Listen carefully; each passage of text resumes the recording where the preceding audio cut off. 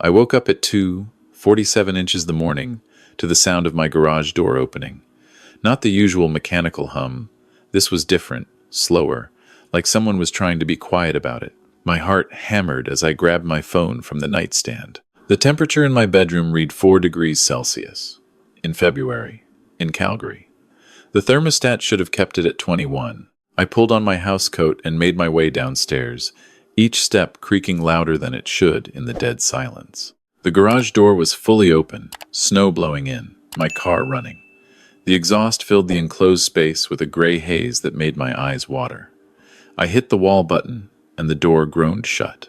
Turned off the ignition, stood there in my slippers on the cold concrete, breathing hard, trying to make sense of it. The smart home system I'd installed 6 months ago, the one my son Marcus had insisted would make life easier for a man my age, showed no alerts on my phone, no notifications, no errors, just a calm, blank screen telling me everything was functioning normally. I need to back up, tell you how I got here. Where are you watching from, and what time is it there? Because timing matters in this story. Trust me on that. My name is Robert Chen. I'm 67 years old, retired from a 40-year career as a systems engineer at one of Calgary's energy companies. I spent my whole life working with computers and automation, so when Marcus suggested upgrading my bungalow with smart devices after his mother passed, I thought, why not? Linda had been the one who preferred things simple, regular locks, manual thermostats, the kind of house where you actually had to get up to turn off the lights. But she'd been gone 8 months, and the silence in this place was killing me. Marcus moved back home around the same time. Said his tech startup in Vancouver had folded, needed a place to regroup. He was 34, brilliant with technology, terrible with money. Always had been. Linda used to worry about him constantly, the way he'd jump from one big idea to the next, burning through his savings, racking up credit card debt. She'd made me promise to look after him, if anything happened to her. So when he showed up at my door with 2 suitcases and a failed business behind him, I didn't hesitate. He was my son, my only child. What else was I supposed to do? The smart home setup happened gradually.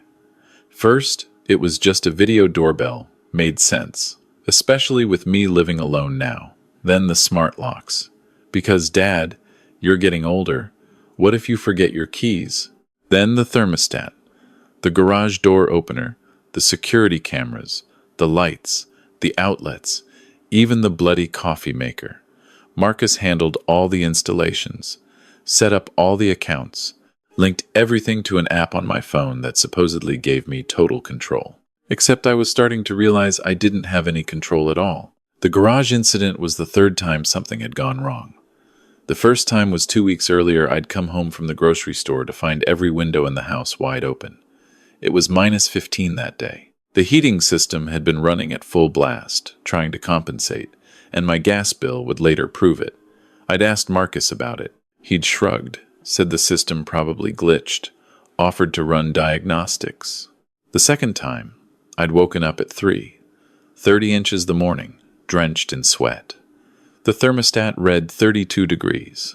I'd stumbled downstairs, trying to access the controls, but the app showed everything was normal. 21 degrees, it insisted.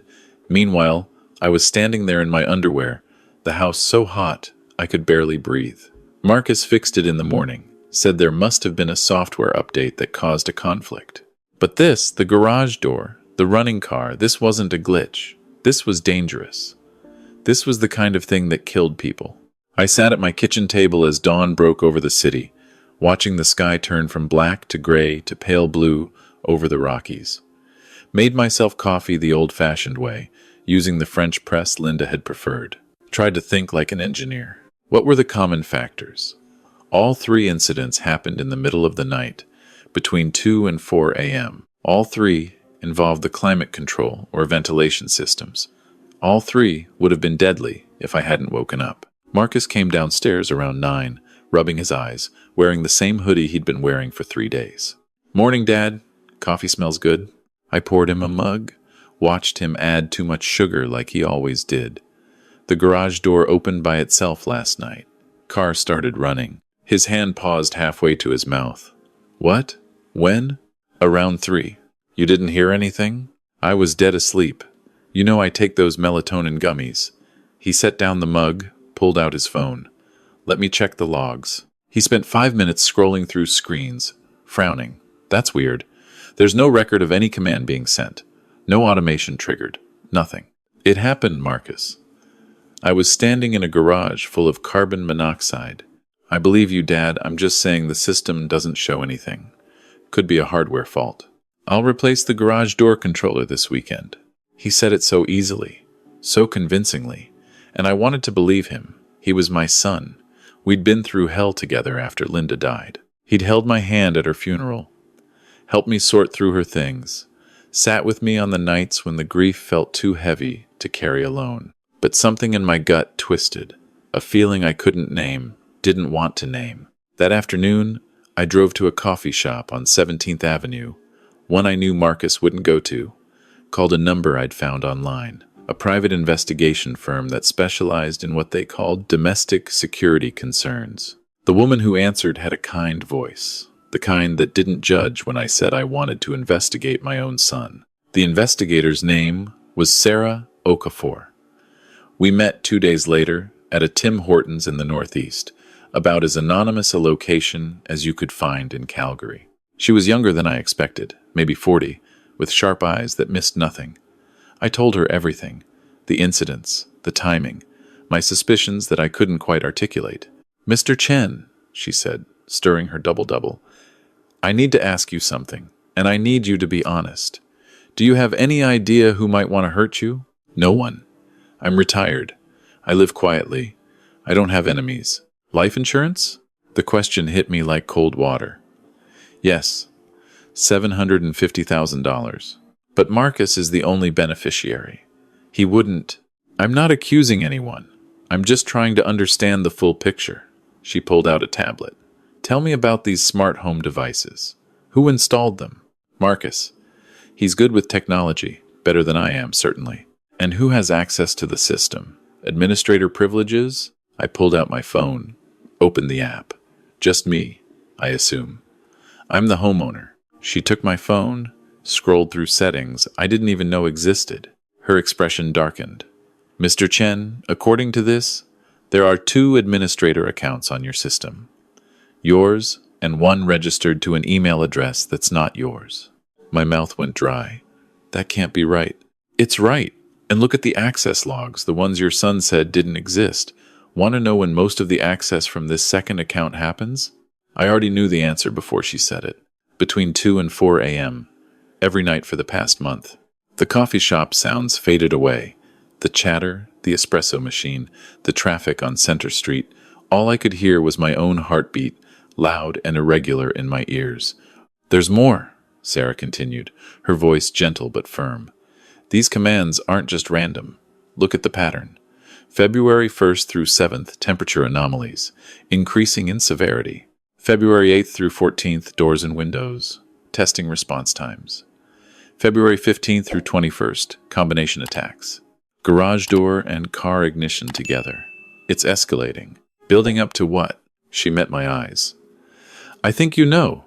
I did know. I just didn't want to say it out loud. Didn't want to believe my son, the boy I'd taught to ride a bike, helped with his math homework, walked down the aisle at his ill-fated wedding 3 years ago, was trying to kill me. "I need you to act normally," Sarah said. "Don't confront him. Don't change anything about your routine. Can you do that?" I nodded, not trusting my voice. "I'm going to need access to your home network. Can you invite me over? Introduce me as a friend? Someone you met at a grief support group, maybe?" That's how Sarah ended up at my house 3 days later, sitting in my living room with a glass of wine, talking about her late husband while Marcus hovered in the doorway, watching us with something in his eyes I couldn't quite read. She stayed for 2 hours, chatting about nothing, while her phone modified with specialized software mapped my entire network, logged every device, traced every connection. After she left, Marcus stood in the kitchen, arms crossed. "Where did you say you met her?" "Support group at the church. She lost her husband last year. Cancer. She seems nice." "She is. You should have more friends, Dad. It's not healthy, being alone all the time." The words would have sounded caring if I hadn't seen the surveillance logs. if I hadn't known he was monitoring my every move through the cameras he'd installed for my safety. That night, I lay in bed, phone face down on the nightstand, staring at the ceiling. Every sound made me jump. The furnace kicking on, the ice maker in the fridge, the house settling. At 2:30 a.m., my bedroom door clicked locked from the outside. I'd installed a manual override after Linda's death, a simple deadbolt on the inside that no smart lock could control. I turned it now, heard the satisfying thunk of metal sliding into place. Then I waited. At 2:47, the carbon monoxide detector in the hallway started chirping the low battery warning. Except I'd replaced those batteries myself, just last month. I grabbed my phone, pulled up the smart home app. The basement furnace was running, but the exhaust vent showed as closed in the system, meaning carbon monoxide was pumping into my house instead of outside. I unlocked my bedroom door, ran downstairs. Marcus's door was closed, no light underneath. I didn't knock, went straight to the basement, manually opened the exhaust vent, turned off the furnace. Stood there in my pajamas, hands shaking, trying not to vomit. My son was trying to kill me. Not might be. Was. Actively, deliberately, methodically trying to make it look like an accident. I called Sarah from my car, parked 3 blocks away at a 7-Eleven at 4 in the morning. She answered on the first ring. He tried again. Carbon monoxide. If I hadn't woken up, where are you right now? Southland Drive, near the Safeway. Stay there. I'm getting the police involved. This has gone beyond surveillance. No, please. I need to know why first. I need to understand. There was a long pause. Mr. Chen, Robert, I understand this is your son, but he's trying to kill you. The why doesn't matter as much as keeping you alive. It matters to me. Please, a few more days. Let me talk to him. Absolutely not. No confrontation. That's the most dangerous thing you could do. Then what am I supposed to do? Wait for the next murder attempt? Another pause. I have a contact in cybersecurity, former RCMP. She can trace the digital footprint, find evidence that'll hold up in court. But you need to give me 3 days, and you need to stay somewhere else. I ended up at a Best Western near the airport, registered under Sarah's name, paying in cash. Spent 3 days watching bad television and eating takeout, while Sarah and her contact dissected my home network like a digital autopsy. The evidence was worse than I'd imagined. Marcus had been planning this for 6 months, since before he'd even moved back home. The failed startup? Real enough. But he'd been embezzling from his investors. There was an active investigation in Vancouver. He owed money to people who didn't accept payment plans. And he knew about my life insurance. Had been the one to encourage me to increase it after Linda died, said it was smart estate planning. But here's the thing that broke me. He'd been researching methods. Had accounts on dark web forums where people discussed accidental death scenarios. Had downloaded guides on making deaths look natural. Had even consulted with someone Sarah couldn't identify who, about the timeline for an elderly man to succumb to carbon monoxide poisoning versus hypothermia versus heat stroke. He'd been A/B testing murder methods on his own father. The technical details Sarah showed me were chilling. Every smart device in my house had been compromised with custom firmware that gave Marcus complete control while hiding his actions from the standard logs. The administrator account showed his Vancouver IP address initially, but he'd been smart enough to route it through VPNs later. The timing of the attacks corresponded exactly with his phone location data, always in his bedroom, always in the middle of the night when I'd be in the deepest sleep. "There's more," Sarah said on day 3, her voice tight. "He's been monitoring your health. The smartwatch you wear, he added an app that tracks your heart rate, blood oxygen, stress levels. He was waiting for the optimal time to strike, when your body was most vulnerable. He's my son. I know. I changed his diapers. I taught him to drive. I paid for his university. I believed in every dream he had, even when they failed. I know. What kind of person does this?" She didn't have an answer for that. The RCMP got involved on day 4.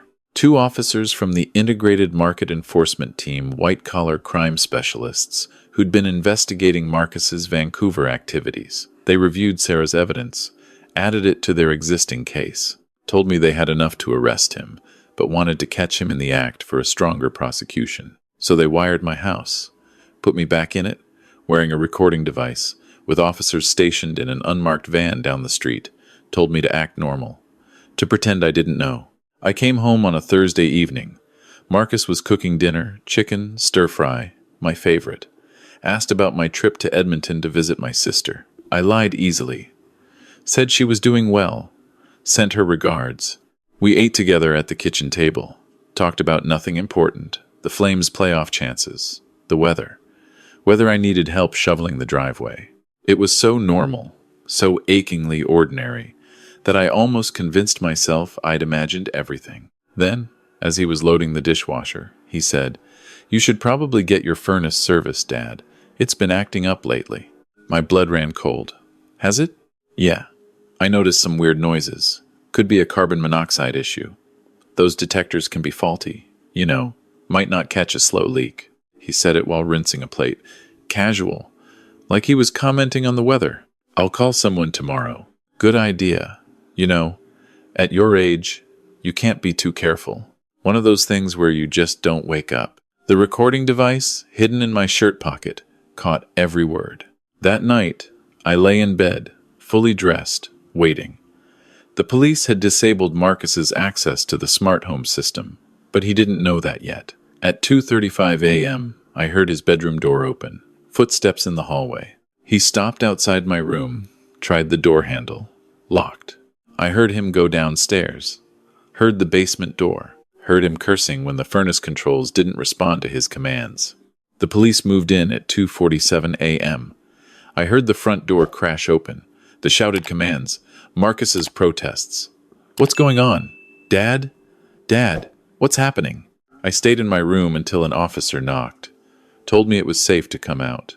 Marcus was handcuffed on the living room floor, still in his pajamas. When he saw me, his expression shifted through a dozen emotions: surprise, fear, anger, and finally, something that looked almost like admiration. You figured it out. Sarah helped. The grief group lady? Shit. That was a PI, wasn't it? He actually laughed. Of course you'd hire a PI instead of just asking me. That's so you, Dad. Always indirect. Always avoiding confrontation. You tried to kill me. I needed the money. You were going to die eventually anyway.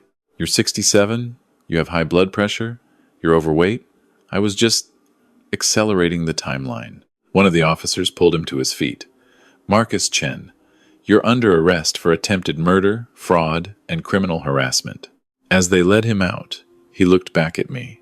You know the funny part, Dad? I almost felt bad about it.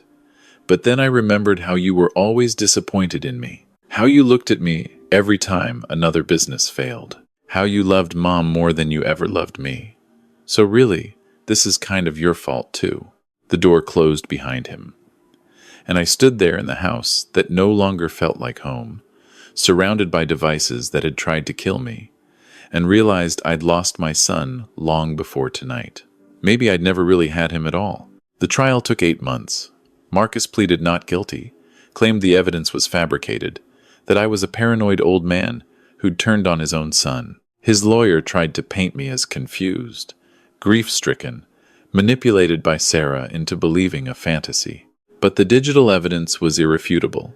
The forum posts, the research history, the modified firmware, the access logs, the recording of him talking about carbon monoxide leaks and how I'd just not wake up. He was convicted on all counts, sentenced to 14 years in federal prison. I sold the house 3 months after the trial. Couldn't stand to be in it anymore. Every room held ghosts, not of Linda, but of the son I thought I had. I bought a small condo downtown. All manual, everything. Regular locks, standard thermostat. No cameras. No smart devices. No technology that could be turned against me. The life insurance I'd meant for Marcus? I divided it between 3 charities Linda had cared about, created a scholarship fund in her name for engineering students, tried to do something good with money that had almost gotten me killed. People ask me sometimes if I'll visit Marcus in prison, if I've forgiven him. The answer is complicated. I've seen him once, 6 months after his sentencing. He looked smaller somehow, deflated. Asked if I'd put money in his commissary account. Didn't apologize, didn't explain, just wanted money. I told him no. Walking out of that prison, knowing I'd probably never see him again, hurt worse than all the murder attempts combined. Because those had been physical dangers I could fight. This was a different kind of death, the death of every hope I'd had for my son, every dream of who he might become. I'm 68 now. I live alone in my condo. Have coffee with Sarah sometimes. We became real friends through all of this. She understands what it's like to trust the wrong person. Joined a real grief support group. Not the made-up one we'd told Marcus about. Talk to a therapist every Thursday. But here's what I don't talk about. What I can barely admit even to myself. I'm terrified all the time now. Not of technology. I understand that well enough. I'm terrified of my own judgment. I couldn't see what my son was. Couldn't see the signs that must have been there all along. What else am I missing? Who else might hurt me? I lie awake some nights, listening to the normal sounds of my building. Pipes creaking, neighbors walking overhead, traffic on Fifth Avenue. And I wonder if I'll ever feel completely safe again. If I'll ever trust anyone the way I trusted Marcus. The worst part isn't the fear, though. It's the guilt. The voice in my head that sounds like Marcus, asking if maybe he was right, if I had been disappointed in him, if I had loved Linda more, if somehow, in ways I can't see, I'd failed him first. My therapist says that's nonsense, says Marcus was responsible for his own choices, says I was a good father who did my best. But late at night, when I'm alone with my thoughts, I'm not so sure. I got a letter from him last month. The first communication since that visit to the prison. It said, "Dad, I've been thinking a lot about everything that happened. The therapist here says I should take accountability. So, I'm sorry you found out. Not sorry for trying to kill me. Sorry I found out." I burned the letter. Didn't write back. Won't write back. But I kept the ashes. Put them in a small envelope in my desk drawer, next to the photos from Marcus's childhood. The ones where he's smiling, gap-toothed, and innocent. No hint of what he'd become. Some people say I should throw those away too. Move on completely. But I can't. Because that little boy in the photos, I still love him. Still mourn him. Even knowing what he turned into. That's the thing about family. The betrayal doesn't erase the love. It just twists it into something that hurts every time you remember it exists. I'm sitting here now, in my simple condo, with its manual locks and regular thermostat, safe from everything except my own memories. And I'm asking you, wherever you are, whatever time it is there, if your own child tried to kill you, could you forgive them? Could you forget? I don't know if I can. But I'm still here, still breathing, still getting up every morning and making my coffee the old-fashioned way, with Linda's French press, still trying to find meaning in a life that got smaller and lonelier but at least is mine. Marcus will be eligible for parole in 11 years. He'll be 45, still young enough to rebuild. I'll be 79, if I make it that long.